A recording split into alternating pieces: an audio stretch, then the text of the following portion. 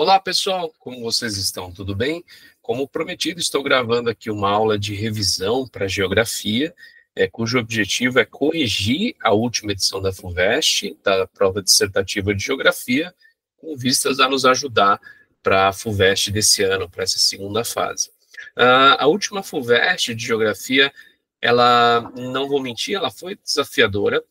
Ela teve alguns pontos em que cobrou alguns conhecimentos bastante específicos, simples, porém específicos, né? E vou mostrar eles aqui para vocês. Vou tentar dar uma visão, uma aula bem assertiva, bem objetiva, para que a gente possa se familiarizar com como foi essa prova e ter um pouquinho de uma ideia do que esperar para essa segunda fase, tá bom? Então vamos lá, pessoal. A primeira pergunta da FUVEST de geografia do ano passado eu trouxe aqui para nós essa visão. Eu vou colocar aqui até o roteiro que aí nos ajuda a orientar. Vou ler bastante coisa aqui, vocês vão perceber. Então, o censo demográfico do ano de 2022 do IBGE revela que há 1.327.802.000, né, ou 0,65% da população total do país, de indivíduos que pertencem a uma comunidade tradicional em todo o país. Né? Então, aqui o censo demográfico falou que temos esse número de indivíduos de uma determinada comunidade. Então, já dá aqui uma ideia de que provavelmente a pergunta vai dizer para a gente que comunidade é essa. Né? Vamos chegar lá. A maior parte dessa população, 68,2%, ou 905 mil pessoas, vive nos estados do Nordeste brasileiro. Então, ao todo, os territórios desse grupo estão em 1.696 municípios e o estado da Bahia é a unidade da federação com maior quantidade de pessoas, com quase 30% da população, seguido pelo Maranhão, com 20,26% dessa população. É a primeira vez ao longo dos levantamentos censitários que este dado é incluído. Então, estamos falando aqui de uma população, de uma comunidade tradicional do nosso país, que foi incluída pela primeira vez no censo de 2022 e trouxe essas informações. Quase 70% dessas pessoas estão no Nordeste, o estado da Bahia responde por quase 30% das pessoas dessa comunidade. E aí vem as perguntas, né? Que comunidade tradicional é essa? Por que tanta gente no Nordeste, né? Aponte dois fatores que contribuem para a presença de quase 70% desse grupo na região Nordeste do Brasil. E, por último, mas não menos importante, indique e explique um fator que contribui para a redução das áreas ocupadas pelas comunidades no Brasil atual. Então, vamos lá, pessoal. Indo para a resposta, primeiro, o texto se refere à população ou à comunidade quilombola, tá? Então, estamos falando realmente das populações quilombolas do Brasil, trazidas para pela primeira vez para esse censo, tá? Quando a gente pensa por que no Nordeste, tem vários fatores. Eles pediram 2, eu vou colocar 4, e aí vocês escolhem. Primeiro, a Bahia era um dos principais destinos dos escravos trazidos quando o Brasil era colônia, né? Então, como os quilombolas derivam dos grupos que resistiram a essa escravidão, isso explica o processo, porque tantos quilombolas no Nordeste e mais especificamente na Bahia, né? Outro ponto é que, assim, a resistência dos grupos quilombolas para a manutenção de sua cultura faz com que eles existam até hoje. Então, além de termos muitos desses grupos lá, historicamente, eles também resistiram e continuam estando lá. Né? As plantations brasileiras, aqui até deveria estar em itálico, né? Plantations eram os latifúndios, vamos dizer assim, brasileiros e de outros lugares do mundo para a produção de recursos naturais, estou falando de agricultura,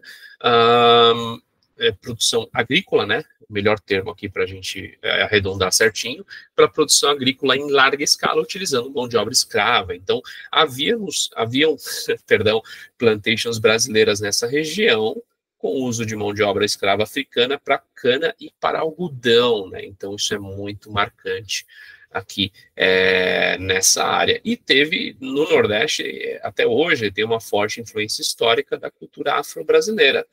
Então, somado isso à herança da resistência quilombola, se formam comunidades dessa população na região. Então, a gente tem de um lado a resistência quilombola, né, a herança dessa resistência, e do outro uma influência da cultura afro-brasileira. Isso, unindo-se, faz com que tenhamos mais comunidades nessa região. E por que há perda de espaço por essas comunidades, né? Então, a especulação imobiliária, ou seja, a venda de terrenos, coloca pressão de mercado sobre o espaço ocupado por essas comunidades. Então, as comunidades ocupam espaço, mas há um mercado querendo vender terreno. né? E isso coloca uma pressão sobre elas. Da mesma forma, a expansão das fronteiras agropecuárias e extrativismo também, né? Existe uma pressão dos grupos econômicos que se beneficiam das atividades agropecuárias e extrativistas e sobre as políticas de proteção ambiental e demarcação de terras. Então, por mais que haja políticas de meio ambiente para proteger os quilombolas, políticas para demarcar as terras, existe uma pressão dos grupos interessados nessas mesmas terras, tá? Então, isso explica por que existe até uma certa tendência a diminuir o espaço ocupado pelos quilombolas, tá bom? Vamos para a segunda, então. Qual foi a segunda provocação da FUVEST em geografia na sua última edição, de forma dissertativa, tá, pessoal? Em agosto de 2023, ocorreu a Cúpula de Joanesburgo, na África do Sul. Entre os principais assuntos, destacou-se o debate sobre a ampliação dos países integrantes dos BRICS. O quadro a seguir traz informações importantes sobre alguns dos países interessados em ingressar no grupo. Então, olha só, a gente tem aqui alguns candidatos que queriam ingressar nos BRICS, vou até aproximar, ó. Arábia Saudita, que tem uma grande população e um PIB bem representativo, né? A Argentina também, olha, mais de 45 milhões de habitantes, meio trilhão de PIB. Egito, olha, Egito com mais de 100 milhões de pessoas, Irã com mais de quase 90 milhões, né? Os Emirados Árabes Unidos é o que tem a menor população, mas tem um PIB muito grande. Esses todos países interessados em ingressar no grupo. Quais são as perguntas que nos são feitas aqui, né? A partir desses dados e de seus conhecimentos sobre o tema, responda. Esse é um ponto importante, né, pessoal? Já é uma pergunta que está dizendo para a gente que você vai precisar respondê-la não só com esses dados, mas também os seus conhecimentos sobre o tema, né? A gente viu isso na revisão da parte alternativa da FUVEST, vimos agora também na parte dissertativa. Então, quais são as perguntas? Conceitue os BRICS. Considerando os dados apresentados, indique duas vantagens econômicas aos atuais países membros decorrentes da ampliação, ou seja, se outros desses países entrarem nos BRICS, e cite e explique uma mudança geopolítica que a ampliação dos BRICS pode trazer para a atual ordem mundial. Olha só, né? Bastante geopolítica essa provocação. Então vamos lá, primeiro conceituando os BRICS, né? É um termo ligado, em princípio, a Brasil, Rússia, Índia, China e África do Sul, né? Então, BRIC e o Sul, né? Como o BRIC é um termo em inglês, eles usam o Sul de South Africa, né? Então fica Brasil, Rússia, Índia, China e South Africa. Por isso temos BRICS, né? Isso trata de países que são tidos como emergentes e um grupo que quer estabelecer acordos para cooperação econômica e geopolítica entre seus membros, né? Então, os BRICS, composto por esses países, em princípio, né, a ideia é realmente expandir, ele quer fazer acordos entre esses países do ponto de vista econômico, para que eles possam ter trocas mais vantajosas entre si, mas também uma presença geopolítica mais intensa nas suas regiões, nas regiões em que cada um desses países está. Os países dos BRICS têm uma grande população, têm bastante recurso natural, tem um mercado consumidor em crescimento, isso é muito importante. Se a gente olha para países como Estados Unidos, a Europa não é um país, mas estou vendo de forma ampla, tá? Estados Unidos, Europa, o Japão, a gente percebe que são países, regiões muito desenvolvidos, mas que a população está em declínio ou estabilizada. Em outros países aqui dos BRICS, ela está em crescimento, né? Então, eles são muito relevantes nas suas regiões e tem população grande e com mercado consumidor em crescimento. Então, a população está crescendo e o mercado consumidor está crescendo também porque as economias estão se fortalecendo, ou seja, há consumo.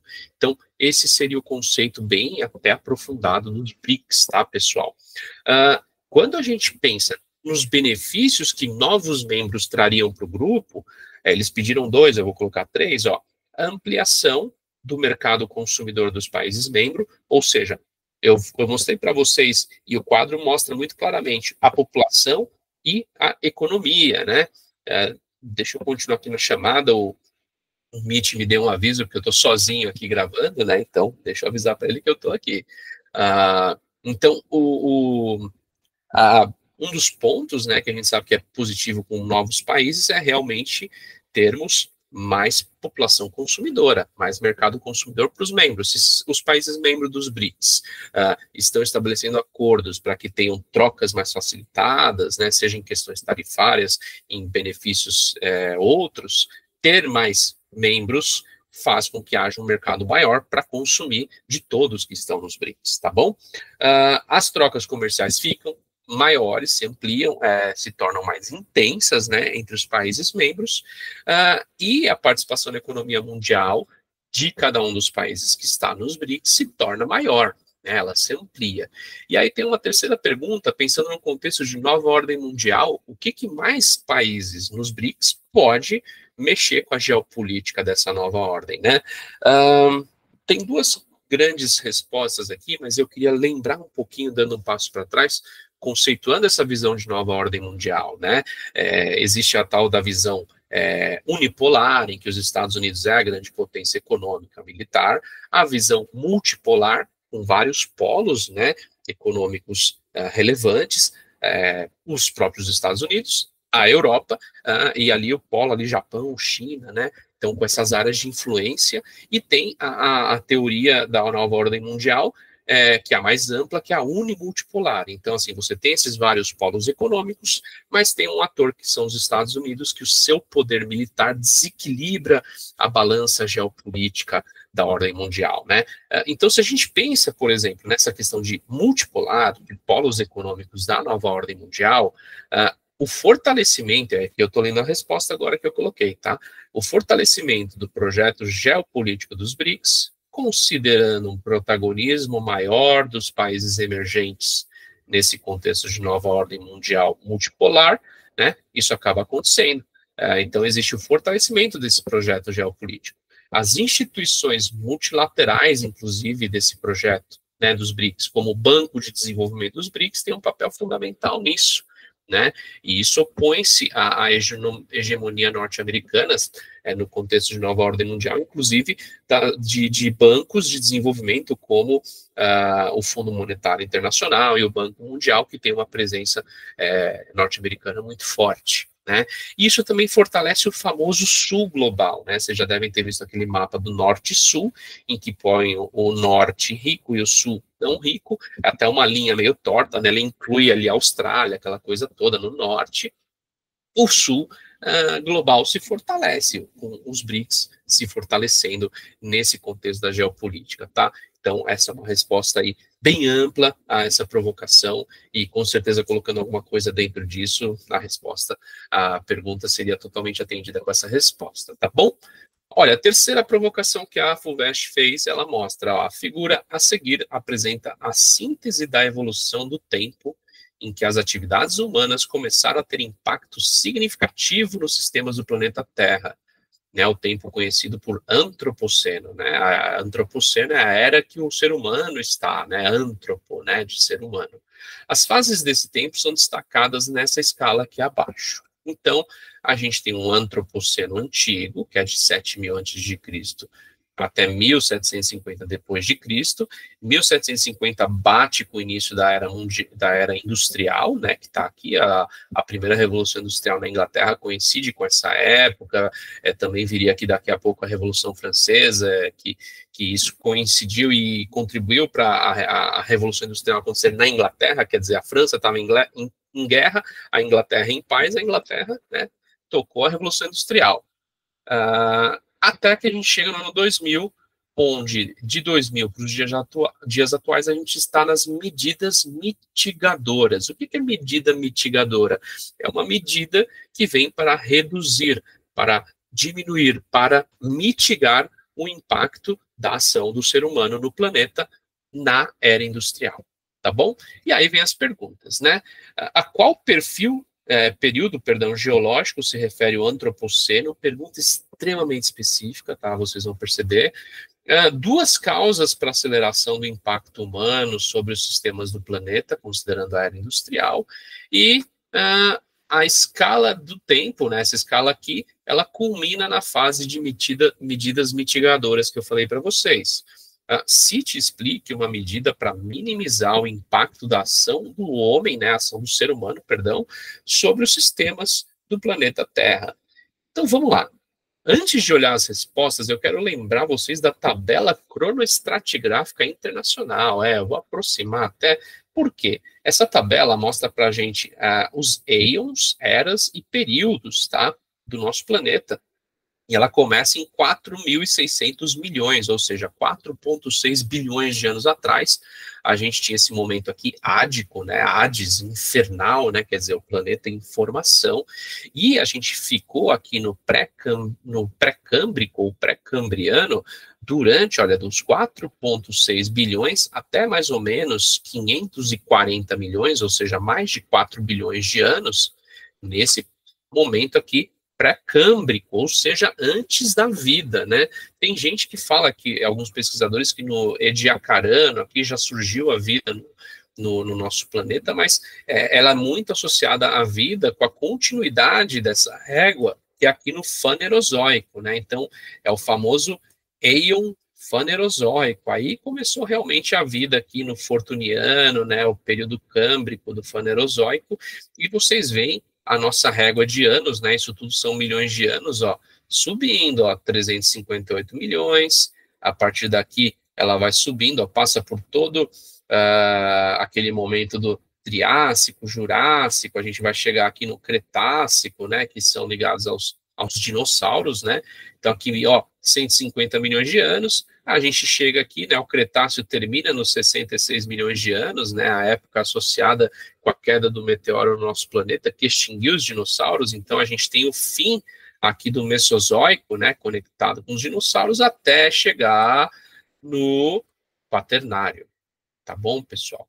Então, quando a gente fala de período em que o ser humano está na Terra, né, o período do Antropoceno está ali, falamos do período Quaternário. Então, é uma pergunta bastante específica, né? Confesso que até um pouco cobraram demais, né? Mas vamos lá. Então, período do Antropoceno é o Quaternário. Se você quiser mostrar que é bom mesmo de tabela cronoestratigráfica, você vai falar que o Quaternário está na era Cenozoica, e para mostrar que você sabe mais do que o avaliador, você vai dizer que o Éon é o Fanerozoico, tá bom?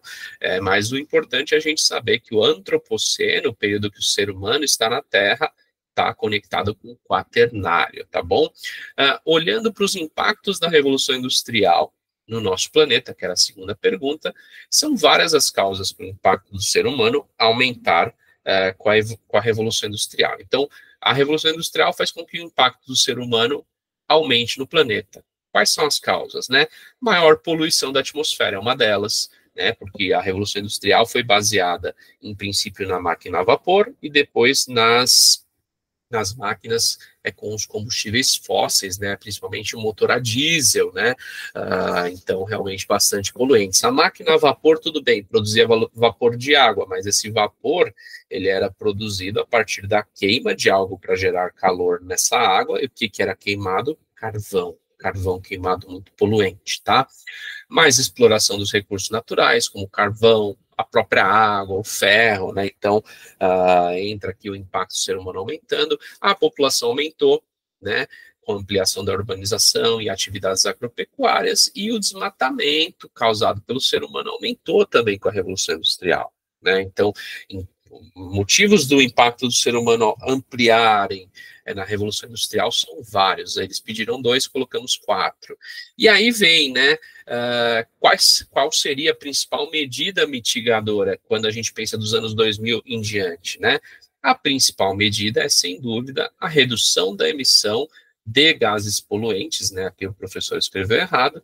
Isso entra na questão de transição energética. O que é a transição energética? A mudança do uso de energias fósseis e poluentes para fontes mais renováveis, não poluentes, né, pessoal? Então, o grande impacto do ser humano no planeta hoje é a emissão de poluentes. Mais poluentes na atmosfera aumenta o efeito estufa. O efeito estufa aumenta o calor no nosso planeta. Aumentando o calor no nosso planeta, a gente tem várias questões que impedem a vida do ser humano continuar da mesma maneira, né? A gente já está vendo os impactos com os eventos climáticos extremos, derretimento de calotas polares, a gente percebe também aí é um pouco técnico demais, mas um aumento do albedo de mares, ou seja, com o derretimento de calota, o mar se torna mais escuro, porque aquela cobertura branca de gelo sai. O mar mais escuro absorve mais calor e se torna mais quente, então o aquecimento aumenta, é o feedback positivo, né? Então, tudo que está ligado à emissão de poluentes é que deve ser combatido. E o grande emissor de poluente é a indústria de energia, seja a indústria de energia que, por exemplo, alimenta aqui com eletricidade a minha residência, seja a indústria que move um veículo, um barco, um avião. Tudo isso é energia, tudo isso pode ser melhorado com fontes mais renováveis, menos poluentes, tá bom? Beleza. Pergunta 4, pessoal. Olha só, temos um gráfico aqui bastante complexo, esse gráfico, hein? Ele traz para a gente a taxa média geométrica de crescimento anual da população entre 1872 e 2022. E aí a gente percebe o seguinte, né, aproximando até aqui para vocês. Em 1872, a gente viu que a população, ó, isso aqui, esse círculo, aumentou na razão de 2,1% ao ano. Então, vamos dizer que aqui, em 1872, o Brasil tivesse, sei lá, o número não é esse, tá, gente? Não é esse, mas tivesse 100 milhões de pessoas, no ano seguinte ficou com 102 milhões, que aumentou 2%. Então, tinha essa taxa de crescimento de 2% ao ano, chegando até em um dado momento, olha, a 2,99% ao ano, quase 3% ao ano, uma taxa muito grande, e que foi, a gente percebe, reduzindo até chegar a 0,5% em 2022, tá? E aí vem as perguntas, né?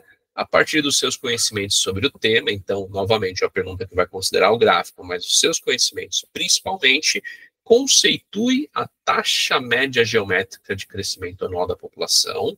Então, explique esse negócio, conceitue essa taxa, o que é essa taxa, indique duas causas para o aumento da taxa média geométrica de crescimento anual da população entre 1872 e 1960, ou seja, que causas levam ao crescimento da população nessa época? Essa é a pergunta.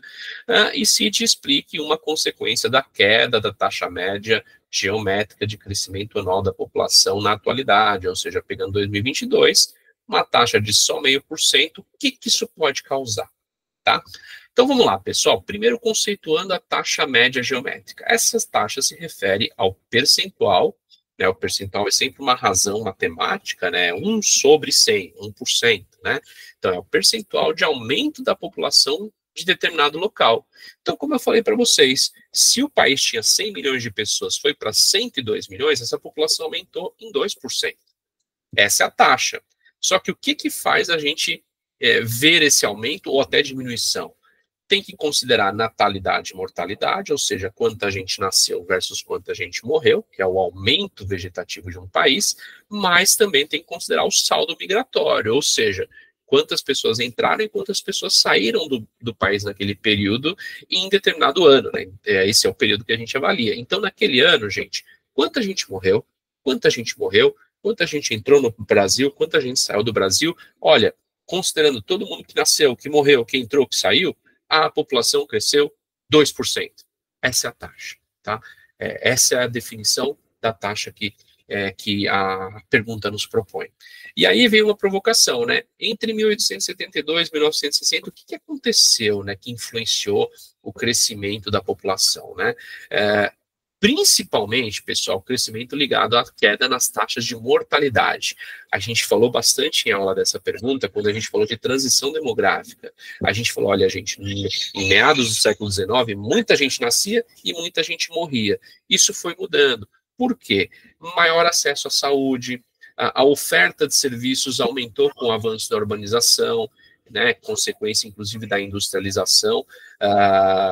A população passou a comer melhor. Por quê? Tinha mais oferta de alimentos também por conta do desenvolvimento da industrialização, da indústria agropecuária, e também as pessoas tinham maior remuneração, sim, elas começaram a trabalhar na indústria, começaram a trabalhar no mercado, no agronegócio ali, e começaram a ter uma renda mais representativa do que as gerações que as antecederam. Isso levou a menos mortalidade. Menos mortalidade influencia no crescimento populacional. Você tem mais gente, mesmo que você tenha o mesmo número de pessoas nascendo, temos menos pessoas morrendo. Isso vai influenciar nos números, tá?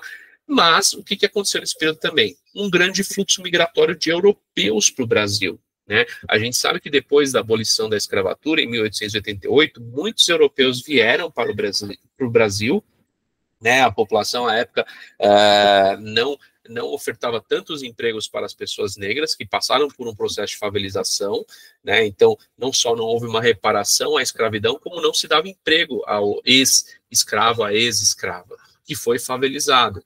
Optou-se por trazer imigrantes europeus, né, um branqueamento ali da população trabalhadora, exatamente para pagar para estes imigrantes para desempenhar os trabalhos que antes as pessoas negras do Brasil desempenhavam na situação de escravos, né? Então teve essa questão no nosso país, por incrível que pareça, foi assim que aconteceu. E também tivemos no final da Segunda Guerra, né, na verdade, assim, antecedendo, durante e ao final da Segunda Guerra, muitos europeus vindo para o Brasil. Tá? Isso aí impactou bastante o crescimento da população no eixo ali de 1872 a 1960. E, por último, o que o crescimento de hoje de 0,5% implica? Tá? O impacto mais óbvio é o envelhecimento populacional. Então, assim, além das pessoas viverem mais no nosso país, a população está crescendo menos. Então, a população cresce pouco, 0,5%, e as pessoas envelhecem mais, as pessoas vivem mais. Isso amplia o número de pessoas mais velhas no seu total. Então, se a população não está crescendo e as pessoas estão vivendo mais, se antes a gente tinha 10, 15% de idosos, daqui a pouco a gente está com 25% de idosos, 30%. O que isso vai implicar, né? Isso vai implicar na revisão das políticas públicas previdenciárias ou de saúde. Então, a política realmente de pagamento de previdência e aposentadoria vai mudar, já mudou, e de saúde também. Por quê? Isso considera a redução percentual da população economicamente ativa. Então, temos menos pessoas economicamente ativas, menos pessoas trabalhando para gerar receita para poder pagar a previdência e aposentadoria. Isso vai impactar na Previdência. E as necessidades específicas da nova dinâmica etária exigem uma outra visão sobre a saúde. Vamos dizer assim, as políticas de saúde para idosos não são as mesmas para as pessoas mais jovens, não são as mesmas para crianças, não são as mesmas para pacientes crônicos. Então, se você tem mais idosos, mais idosas, você precisa rever as políticas públicas de saúde da sua população como um todo, porque você vai ter mais pessoas em determinada faixa etária que exigem um tratamento e uma política de saúde diferenciada, tá bom? Indo para a nossa penúltima provocação aqui, a questão 5, olha o que ela fala para nós. Ó. A República de Nauru é um país insular do hemisfério sul, localizado na Oceania, que compreende uma área de 21 quilômetros quadrados, o que faz dele o menor país insular do mundo, ou seja, é um país que é uma ilha e é o menor país ilha do mundo, tá? A história da importância econômica começou há alguns milhões de anos, pelo fato de estar localizada longe de grandes massas continentais, o lugar se tornou um paraíso para as aves marinhas, que não possuíam nenhum predador nativo. Ao nidificarem na região por milhões de anos, depositaram toneladas de excremento, chamado guano. Então, assim, os passarinhos que habitaram durante milhões de anos essa área fizeram bastante cocô nessa área e no solo da região.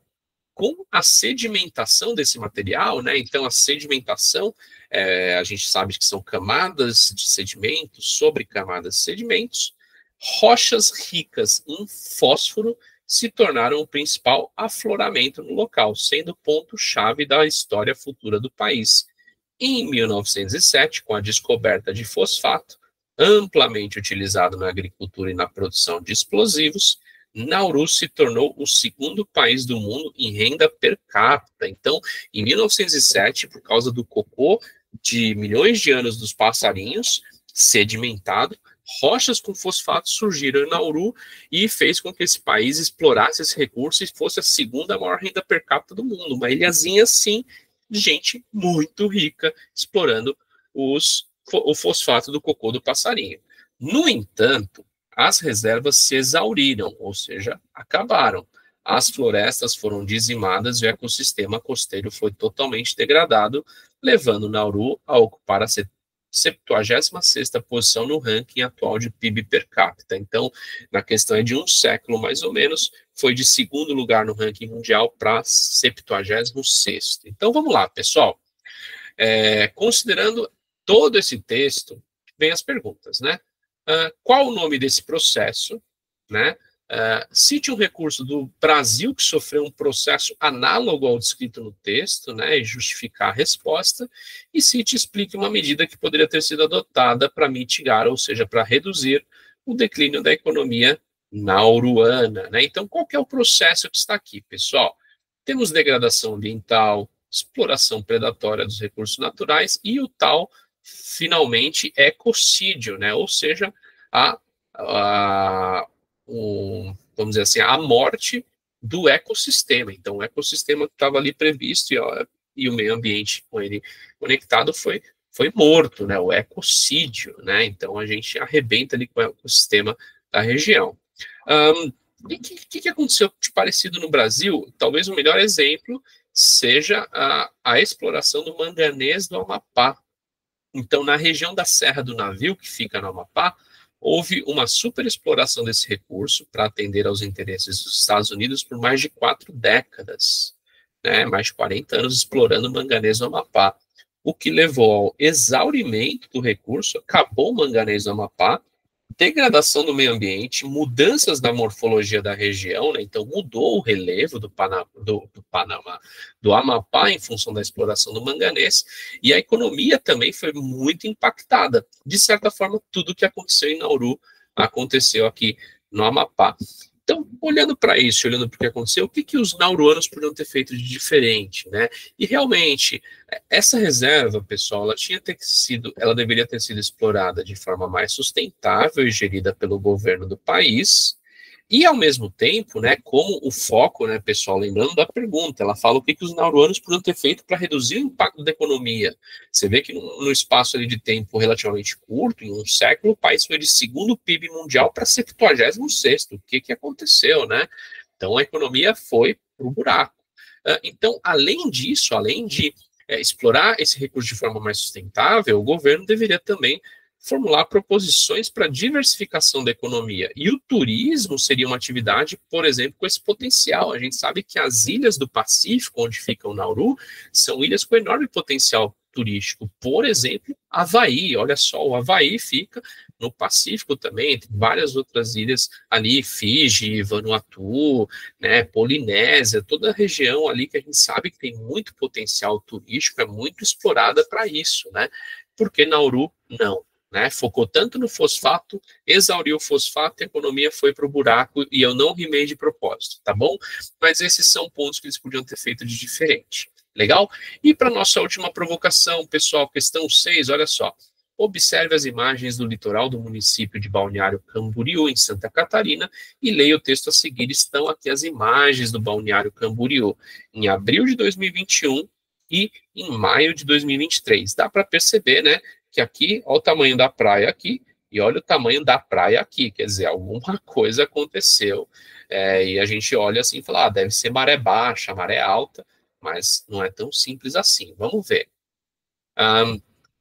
Em 2021, né, o ano da primeira foto, foi realizada uma obra na principal faixa costeira de Balneário Camboriú, Santa Catarina, a Praia Central, com o objetivo de triplicar o espaço disponível a partir de tubos que dragaram areia do fundo do mar para a costa. Então, na prática, tirou a areia do fundo do mar, colocou na costa e, na prática, se criou mais praia, né? Como ele trouxe aqui, triplicar o espaço disponível. A praia aumentou, como a gente viu na foto. E aí vem as perguntas para a gente, né? Com base nas imagens, no texto e nos seus conhecimentos, então, você vai usar a imagem, esse texto aqui curto, mas principalmente que você sabe, temos que responder o seguinte: qual que é o compartimento geomorfológico onde essa intervenção aconteceu? Resposta muito simples, rápida, mas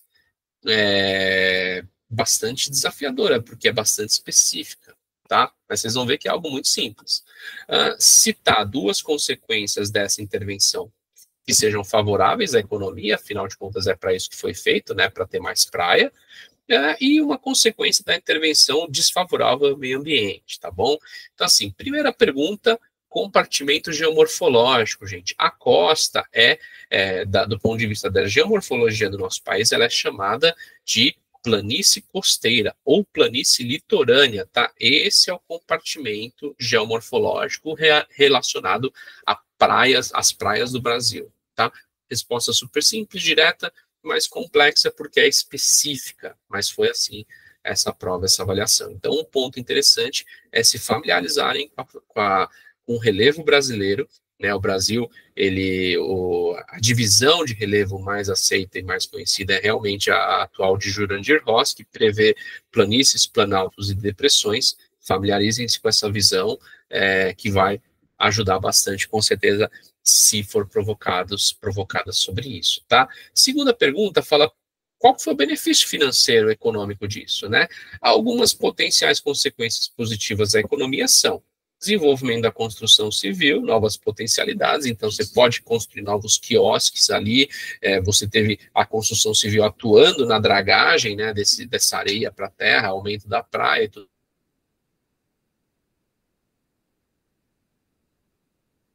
mais.